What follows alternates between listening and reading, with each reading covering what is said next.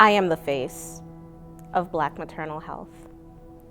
My name is Aryana, and I have a beautiful baby boy who will be turning 1 in a few weeks. I had a very uneventful pregnancy in a good way, and I remember sharing with the physicians that I had a very extensive family history of hypertension and stroke, and I have a doula background. And so I would go to the doctors and ask all these questions about what should I do to prepare for postpartum? Are there any complications I should be aware of? What about postpartum preeclampsia? Should I be checking my blood pressure? And every time I would raise these questions, they kind of just brushed them off or said, you know, things like that are rare. And I remember seeing notes in my chart saying that I was overly anxious. And I mean, okay, maybe, but I feel like it was due, it was warranted. The day I go into labor, my water breaks. Before anything happens, I call my doula, who is also a midwife, and she tells me that she had both COVID and pneumonia. And I was like, wow, okay, all right, don't panic, don't panic. What about the backup we talked about? Well, that backup has COVID. Okay, what about the other backup? Oh, she's out of town. And so she scrambles to find me a doula who'll meet me at the hospital later on in the night or whenever I decide I'm ready to get there. And so my husband and I kind of tried our best to labor at home for as long as possible.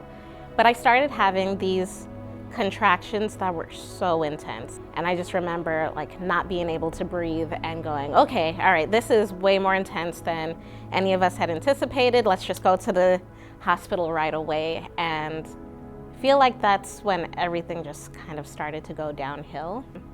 They just ignored my husband, who kept trying to, raise the question about my birth plan and making sure that they were aware that I didn't want certain things done. After roughly 29 hours of labor, they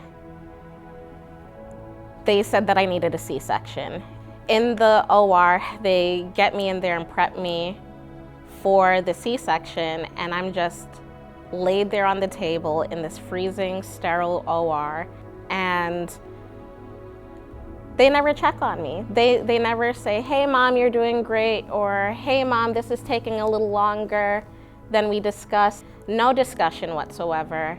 It was the most dehumanizing experience I'd ever had. I'd never had major medical complications before. This is the birth of my first child, and it felt so cold and lonely. They get my son out, he's healthy, he has this head full of hair. Day 5, I'm discharged and sent home without my baby. He has to stay an additional night in the NICU for the jaundice. And I am still in this incredibly swollen state, experiencing some tinglingness in my arms. I know my body, something is not right. We take my blood pressure and it is at 170 something over 1 something. I mean, I've never hit those numbers ever. We call the doctor who's on call at the hospital and they go, get here now, right away, do not wait, get here now, we'll have a bed ready for you.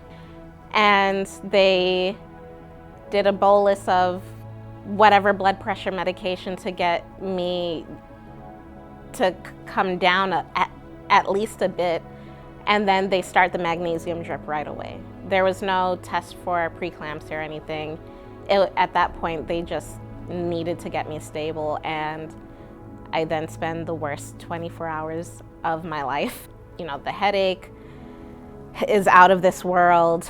I'm still healing from the C-section, and I'm having chest pains that resolve themselves, but I'm just alone and away from my child and away from my family and my husband, and just wanting to be home after having already been in the hospital for 5 days.